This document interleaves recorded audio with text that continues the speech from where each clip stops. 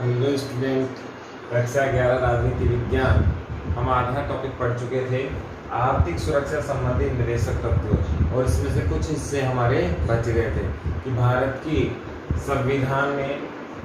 संविधान में आर्थिक सुरक्षा से संबंधित कौन कौन सी व्यवस्थाएं की गई हैं। इसमें जीवन निर्वाह के लिए उचित वेतन मिलना चाहिए, ऐसी व्यवस्था की गई है कि न्यूनतम मजदूरी का सिस्टम किया गया है। न्यूनतम मजदूरी वह व्यवस्था है जिससे कम वेतन नहीं दिया जा सकता, यानी कि अगर इससे कम वेतन है तो बेगार, दास प्रथा, ये सारी व्यवस्थाएं कहलाएंगी। इसीलिए ऐसी व्यवस्था से बचाने के लिए, शोषण से बचाने के लिए, दास प्रथा, बेगार प्रथा से बचाने के लिए ये सारा सिस्टम किया गया है, ताकि किसी भी प्रकार का शोषण ना हो सके और बहुत आसानी से जीवन यापन संभव हो सके। कुटीर उद्योगों को बढ़ावा दिया जाना चाहिए। कुटीर उद्योग वे उद्योग होते हैं जो बहुत छोटे होते हैं, स्थानीय होते हैं, व्यक्तिगत होते हैं और स्थानीय प्राकृतिक संसाधनों से जुड़े हुए होते हैं, मानवीकृत संसाधनों से जुड़े हुए होते हैं और एक छोटे समूह से जुड़े हुए होते हैं, जिससे परिवार का लालन पालन आसानी से हो सकता है। या यूं कहें कॉलोनी के ही समूह के, या यूं कहें एक छोटे समाज के उद्योग होते हैं। ये बहुत छोटे स्तर पर होते हैं, बहुत आसानी से डेवलप किए जा सकते हैं। कुटीर उद्योगों को बढ़ावा देने का काम भी इसमें किया गया है। आर्टिकल 43 में दो बातें आर्थिक सुरक्षा को लेकर कही गई हैं। पहली बात, जीवन निर्वाह को लिए उचित वेतन मिलेगा। एक वेतन की निश्चित मिनिमम लिमिट तय कर दी गई है, मैक्सिमम कोई लिमिट नहीं है। योग्यता के अनुसार समान कार्य समान वेतन की बात हम पहले ही कर चुके थे। महिला, स्त्री, पुरुष कहीं भी कोई इसमें भेदभाव नहीं हो सकता। कुटीर उद्योगों को बढ़ावे की बात हमने ऑलरेडी कर ली है कि कुटीर उद्योगों को बढ़ावा मिलना चाहिए, जिससे जीवन यापन बहुत आसानी से संभव हो सके। 42वें संविधान संशोधन की यदि हम बात करें तो इसमें कमजोर वर्गों के लिए निःशुल्क कानूनी सहायता की बात की गई है। आपको ये भी ध्यान रखना है कि 42वां संविधान संशोधन आपातकाल के दौरान 1976 में श्रीमती इंदिरा जी के कार्यकाल में हुआ था। श्रीमती इंदिरा गांधी जी प्रधानमंत्री थी और कांग्रेस गवर्नमेंट के समय आपातकाल के दौरान, आपातकाल आपको पता होना चाहिए 25 जून 1975 को लगा था और इंदिरा गांधी जी की सरकार ने इसी आपातकाल के दौरान 42वां संविधान संशोधन किया था। इसमें क्या किया गया 42वें संविधान संशोधन में? इसे मिनी संविधान संशोधन भी कहा जाता है। बहुत सारे संविधान संशोधन इसमें थे। इसमें आर्थिक सुरक्षा संबंधी निर्देशक तत्व भी जोड़े गए थे। इसमें पहला जोड़ा गया कमजोर वर्गों के लिए निःशुल्क कानूनी सहायता की बात कही गई कि यदि कोई व्यक्ति कमजोर वर्ग का है, यदि कोई व्यक्ति पिछड़े वर्ग का है तो उसकी कमजोर होने के कारण उसे न्याय ना मिले, ऐसा नहीं होना चाहिए। सरकार इसके न्याय की व्यवस्था करेगी, सरकार इसके लिए वकील करेगी। आपने बहुत सारी मूवीज देखी होगी, बहुत सारे सीरियल्स देखे होंगे। ऐसे व्यक्ति समाज में पिछड़े होते हैं, ऐसे व्यक्ति जो समाज के बहुत ज़्यादा डेवलप नहीं होते, बहुत ज़्यादा प्रसिद्ध नहीं होते, सक्षम नहीं होते, किसके लिए? कानूनी सहायता के लिए। ऐसे व्यक्ति बहुत आसानी से क्या कर सकते हैं? अपनी कानूनी सहायता सरकार से मांग सकते हैं। जब वो न्यायालय जाएंगे तो उनसे पूछ लिया जाएगा कि आप अपने लिए वकील करने में सक्षम है या नहीं। अगर वो नहीं है तो गवर्नमेंट उनकी क्या करेगी? कानूनी सहायता कर सकती है। यदि ऐसा नहीं हुआ तो ऐसी स्थिति में वो खुद भी अपना मुकदमा लड़ सकते हैं। उद्योगों के प्रबंधन में कर्मचारियों की भागीदारी। पहले क्या होता था कि मालिक ही अपने अनुसार सिस्टम बनाता था, रूल रेगुलेशन बनाता था। ये मुख्य कारण बनता था वहाँ के लोकल कर्मचारियों के शोषण का, और पॉलिसी भयंकर कठोर बनने के कारण कहीं ना कहीं समाज का पतन होना निश्चित हो जाता था। शोषण होता था, बेगार जैसी प्रथाएं होती थी, जब मर्जी चाहे उद्योगों से श्रमिकों को निकाल दिया जाता था। ऐसी स्थिति में उद्योगों के प्रबंधन में कर्मचारियों की भागीदारी को जोड़ा गया कि कर्मचारियों को मीटिंग में लिया जाएगा। जैसे स्कूल कमेटी में अभिभावकों को जोड़ा जाता है, इसी प्रकार से उद्योगों के प्रबंधन में, मैनेजमेंट में श्रमिकों को, लेबर को ऐड किया गया, ताकि जो भी पॉलिसी बने उसमें संबंध में राय ली जाए और फिर उसके बाद नियम कानून लागू हो। इसमें 48, ये वेरी इंपॉर्टेंट है, आपको याद रखना है, ये पर्यावरण से संबंधित भी है। 48 में कहा गया राज्य कृषि पशुपालन का वैज्ञानिक ढंग से क्या करेगा, संचालन इसमें करेगा। और राज्य का प्रमुख कार्य होगा पर्यावरण का संरक्षण करना। तो आपको ये भी ध्यान रखना है कि पर्यावरण संरक्षण से संबंधित भी यही मामला यहाँ पर है। तो इस प्रकार से हमारे यहाँ आर्थिक सुरक्षा संबंधी निर्देशक तत्व हो गए समाप्त। हमने निर्देशक तत्वों के बारे में मोटी मोटी 3-4 बातें हमने देखी। निर्देशक तत्व भाग 4 में है, संविधान के भाग कौन से में है, 4 में है। ये वाद योग्य नहीं है, इन्हें उल्लंघन होने पर कानूनी रूप से लागू नहीं करवाया जा सकता, अदालत में जाकर इन्हें नहीं प्राप्त किया जा सकता, ये इच्छा अनुसार है। लेकिन ये कहीं ना कहीं राज्य को प्रतीकात्मक ये दिखाते हैं कि यदि आप इनका पालन नहीं करेंगे तो भविष्य में आपको नहीं आने दिया जाएगा। यानी कि आपको जो काम करने हैं वो इनको ध्यान में रखकर करने हैं। ये आपके मार्गदर्शक हैं, ये पथ प्रदर्शक हैं, ये रास्ता दिखाने वाले हैं और इन्हीं के आधार पर आपको आगे बढ़ना है। हमने आर्थिक सुरक्षा पढ़ ली है, अब पढ़ते हैं सामाजिक सुरक्षा और शिक्षा संबंधी निर्देशक तत्व। ये दूसरे नंबर का निर्देशक तत्व है, इसमें ये आर्टिकल यहाँ पर आते हैं। अब सवाल उठता है कि सामाजिक सुरक्षा की बात क्यों की गई। आर्थिक सुरक्षा जिस प्रकार से इम्पोर्टेंट है, सामाजिक सुरक्षा उससे भी कहीं ज़्यादा इम्पोर्टेंट है। क्योंकि समाज में जब भेदभाव पनपेगा, समाज में जब अराजकता पनपेगी, समाज में जो नकारात्मक सोच आएगी वो समाज को आगे नहीं बढ़ने देगी। इसीलिए समाज में स्वतंत्रता, समानता, बंधुत्व ये सारी चीज़ें आनी चाहिए। इसमें सबसे इम्पोर्टेंट चीज़ है समानता। समानता यदि समाज में नहीं आएगी तो समाज में राज्य के प्रति द्वेषता बनेगी, अधिकारों के प्रति आक्रांता विचार आएंगे, हिंसात्मक क्रांति आएंगी और समाज में हिंसाग्रस्त होना समाज के लिए अच्छी चीज नहीं है। समाज कहीं ना कहीं एक नकारात्मक दृष्टिकोण की तरफ चला जाएगा, समाज कहीं ना कहीं एक विकास को छोड़कर विनाश की तरफ चला जाएगा। जितने भी समाजों का पतन हुआ है वो समाज में गहरी खाई होने के कारण ही हुआ है। समाज में जब गहरी खाई बनती है तो समाज में सकारात्मकता की तरफ नकारात्मक ज्यादा आ जाता है। एक वर्ग बहुत ज्यादा ऊपर अमीर, एक वर्ग बहुत ज्यादा नीचे, एक वर्ग का सामाजिक स्तर बहुत ज्यादा ऊंचा, दूसरे का बहुत नीचा, और दोनों में जो भेदभाव का स्तर है वो इतना ज्यादा बढ़ जाता है कि कुरीतियां जन्म लेती हैं, कुप्रथाएं जन्म लेती हैं। समाज में ऐसी स्थिति में अराजकता और दमनकारी नीतियों के कारण क्रांति का ज्वाला फूटती है। ज्वालामुखी इतना भयंकर होता है कि समाज विनाश की तरफ चला जाता है और हिंसक क्रांतियां होती हैं। आपने देखा होगा हमारे समाज में दलितों के साथ अत्याचार हुए, महिलाओं के साथ अत्याचार हुए, पुरुष प्रधान समाज आया, राजवंश आए, दमनकारी शासन चला। इन सभी को यदि हम देखें तो मुख्य रूप से हमारे यहाँ जो देखने को मिला वो सामाजिक समानता की कमी देखने को मिली। सामाजिक सुरक्षा इसीलिए दी गई है ताकि सामाजिक सुरक्षा आए और समाज में हर व्यक्ति को सर उठाकर जीने का अधिकार मिले, सामाजिक समानता का अधिकार मिले। इसीलिए नीति निर्देशक तत्वों में राज्य के ये कर्तव्य दिए गए हैं कि राज्य को निम्न कार्य करने चाहिए जिससे सामाजिक समानता आ सके।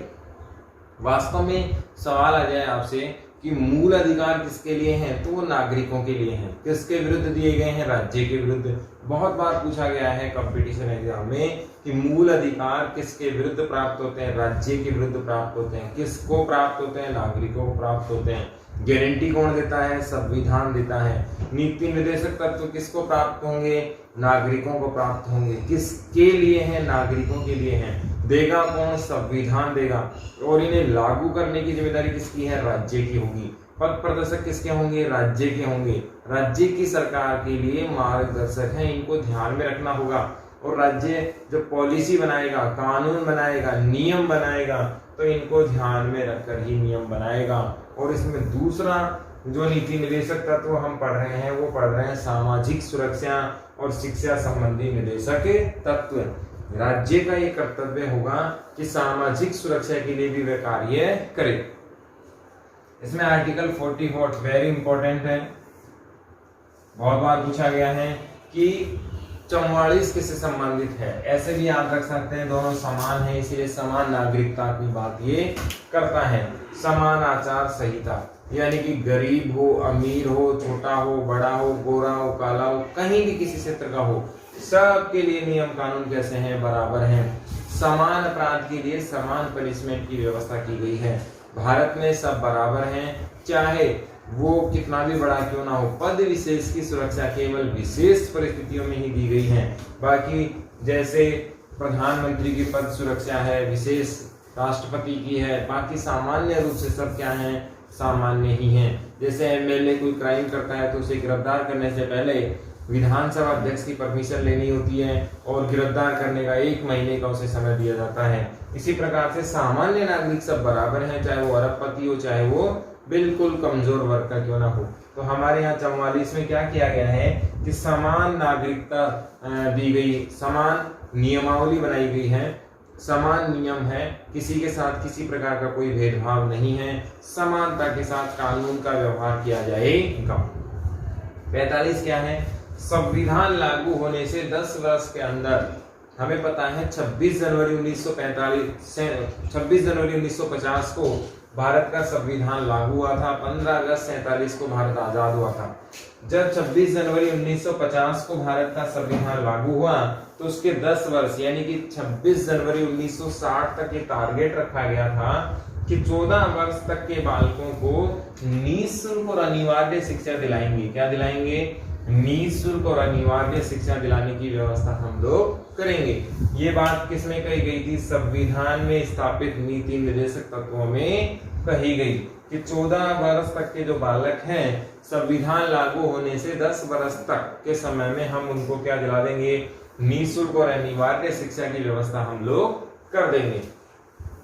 46 आर्टिकल क्या कहता है? पिछड़ों की सहायता के लिए, ऐसे वर्ग जो समाज में पिछड़े हैं, चाहे वो किसी भी दृष्टिकोण से हो, राजनीतिक हो, सामाजिक हो, आर्थिक हो, इसमें मोस्टली सामाजिक की बात कर रहे हैं, ऐसे लोगों को राज्य सहायता पहुंचाएगा। राज्य का ये नैतिक रिस्पॉन्सिबिलिटी होगी, मोरल ड्यूटी होगी कि वो ऐसी पॉलिसी बनाए जिसमें विशेष तौर पर SC ST विशेष तौर पर हों। ओबीसी तो II 92 में आपको याद होना चाहिए। ओबीसी को लेकर भी हम इसके बाद डिटेल से बात करेंगे। तो SC ST की हेल्प के लिए राज्य ऐसा कार्य करेगा, ऐसे नियम बनाएगा जिससे पिछड़े वर्गों की सहायता संभव हो सके। 47 में मादक पदार्थों की रोक, राज्य कभी कोई ऐसा कार्य नहीं करेगा जिससे तंबाकू, बीड़ी, सिगरेट, गुटखा या मादक पदार्थों की बढ़ोतरी हो सके। राज्य हमेशा इनके रोक पर कार्य करेगा। आपको पता होना चाहिए, जब मूवीज आती हैं, सीरियल आती हैं, उसमें जब भी ऐसे सीन्स आते हैं जिसमें मादक पदार्थों का सेवन होता है तो उस पे एक गाइडलाइन जारी कर रखी है कि धूम्रपान निषेध है, ये स्वास्थ्य के लिए हानिकारक है, ऐसा एक उसमें लिखा हुआ होना चाहिए। अभी सुप्रीम कोर्ट ने आदेश दिए कि जितनी भी वाइन शॉप्स हैं, मदिरा शॉप्स हैं, उनको रोड से 500 मीटर या 100 मीटर जो भी उसका क्राइटेरिया है वो रखा गया है कि मेन रोड पर ये मादक पदार्थ की दुकानें नहीं लगा जा सकती। दूसरे इसमें चेतावनी का बोर्ड भी लगाया गया है कि जहां से भी ये सेल्स होंगी मादक पदार्थ, उस पर एक टैग लाइन होगा, एक बोर्ड होगा, उस नोटिस पे लिखा होगा कि धूम्रपान स्वास्थ्य के लिए क्या है, हानिकारक है। बीड़ी, गुटखा, सिगरेट, इस पे भी नोटिफिकेशन जरूरी है। यानी कि 70% इलाके पर जो टैग बनेगा, जो पाउच बनेगा, उसके 70% इलाके पर ये चेतावनी होगी और उस गुटखे का नाम, उस बीड़ी सिगरेट का नाम केवल 30% हिस्से पर ही वो कंपनी लिख सकती है। यदि ऐसा फॉलो नहीं किया गया तो उसकी लाइसेंस रद्द कर दिए जाएंगे और उस पर वो भयंकर वाली कैंसर वाली तस्वीर भी इनको देनी होगी। तो ये मादक पदार्थों के रोक के लिए नियम बनाए गए हैं। आपको पता होना चाहिए, राजस्थान एक ऐसा राज्य है जिसमें मादक पदार्थों पर सबसे ज्यादा टैक्स लगा रखा है। इस पर आमदनी बहुत ज्यादा गवर्नमेंट की होती है। तो मादक पदार्थों के रोकने के लिए कहीं ना कहीं कार्य किए गए हैं और वास्तव में ये तो रुकने भी चाहिए। मेरे हिसाब से स्टूडेंट को इनके लिए अवेयर भी होना चाहिए, क्योंकि ये तो ऐसा हुआ कि पैसा देकर मौत खरीद रहे हैं। किसी भी गुटखे से साफ लिखा होता है कि इससे कैंसर होने वाला है और फिर भी यदि खा रहे हैं तो वो तो एक प्रकार का सुसाइड ही हुआ। स्टूडेंट को अवेयर होना चाहिए। इसी नियम में एक चीज और जोड़ी गई है कि स्कूल परिसर के 1 किलोमीटर के भीतर किसी भी प्रकार का मादक पदार्थ नहीं बेचा जा सकता, चाहे वो किसी भी प्रकार की दुकान क्यों ना हो, चाहे वो लाइसेंस शुदा ही क्यों ना हो। कोई भी 14 वर्ष से कम उम्र का बालक, 18 वर्ष से कम उम्र का बालक धूम्रपान नहीं बेच सकता, यानी कि गुटखा, बीड़ी, सिगरेट और वाइन शॉप पर 18 वर्ष से कम का बालक काम नहीं कर सकता। तो मादक पदार्थों की रोक के लिए 3-4 प्रकार के नियम भारत सरकार, राजस्थान जैसे बहुत सारे स्टेट्स में लागू कर दिए भारत सरकार ने। क्या क्या किया? स्कूल की 1 किलोमीटर की परिधि, स्कूल परिसर धूम्रपान निषेध बना दिया गया है। मादक पदार्थों की दुकानें और जो इससे संबंधित प्रोडक्ट सेल्स करने वाले हैं वो मेन रोड पर नहीं होंगे, हाईवेज पे नहीं होंगे, अंदर उनकी होगी जो पाउच वगैरह हैं, टैग हैं, इन पर लिखना पड़ेगा धूम्रपान स्वास्थ्य के लिए हानिकारक है। जो शराब का बोर्ड लगाएंगे उस पर नोटिफिकेशन होगा, जहां भी मूवी सीरियल में आएगा वहां पर नोटिफिकेशन देना होगा, और अपने एड में भी ये साफ लिखना होगा कि धूम्रपान स्वास्थ्य के लिए क्या है, हानिकारक है। फिर छोटे बच्चों के सेल्स पर भी इस पर रोक लगाई गई है। जीवन स्तर को ऊंचा उठाने का कार्य करेगा, राज्य ऐसा कार्य करेगा जिससे व्यक्ति को आगे बढ़ने के अवसर मिले, जीवन लाइफ स्टैंडर्ड ऊंचा हो, लोगों को बहुत अच्छा जीवन जीने का प्रयास मिले। 48 क्या है? हमने 48 की बात की थी। 48 में वैज्ञानिक दृष्टिकोण है और 48 क्या में है, 48 में कृषि को वैज्ञानिक तरीके से करना है, आगे बढ़ना है। 48 क्या है, पर्यावरण की सुरक्षा से संबंधित। राज्य ऐसा कार्य करेगा, ऐसी पॉलिसी बनाएगा, ऐसी लाइसेंस पद्धति बनाएगा जिससे पर्यावरण की सुरक्षा संभव हो सके, या यूं कहें पर्यावरण सुरक्षा बेहद जरूरी है। सामाजिक सुरक्षा से संबंधित ये सारे हमने देख लिए। रिपीट करते हैं, यहाँ से सवाल क्या आएगा? आर्टिकल 44 में किसका उल्लेख है? तो किसका उल्लेख है? समान आचार संहिता का उल्लेख है। आपसे पूछा जाएगा पर्यावरण सुरक्षा का प्रावधान कौन से आर्टिकल में किया गया है? तो 48 किससे संबंधित है? पर्यावरण सुरक्षा से संबंधित है। सवाल आता है मादक पदार्थों की रोक से संबंधित आर्टिकल कौन सा है? 47। फिर इसमें आएगा 14 वर्ष के बालकों के लिए निःशुल्क अनिवार्य शिक्षा का टारगेट संविधान लागू होने से कितने वर्ष में रखा गया था? कितने वर्ष में रखा गया था? 10 वर्ष के लिए रखा गया था। और इसमें से हम एक चीज और रह गई, वो थी ओबीसी।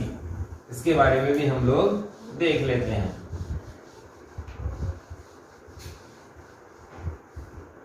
हम लोग ओबीसी की बात करें तो इसका हिंदी में अर्थ है अन्य पिछड़ा वर्ग, अंग्रेजी में है अदर बैकवर्ड क्लासेस। हिंदी में इसका अर्थ है अन्य पिछड़ा वर्ग, अंग्रेजी में अदर बैकवर्ड क्लासेस। 1978 में एक आयोग बना था जिसका नाम था मंडल आयोग, और इनके जो अध्यक्ष थे, इनके अध्यक्ष का नाम था बीपी मंडल। ये एक सांसद थे, मेंबर ऑफ पार्लियामेंट थे। इन्होंने रिपोर्ट पेश की 1980 में, लेकिन सरकार बदलने के कारण ये लागू नहीं हुई।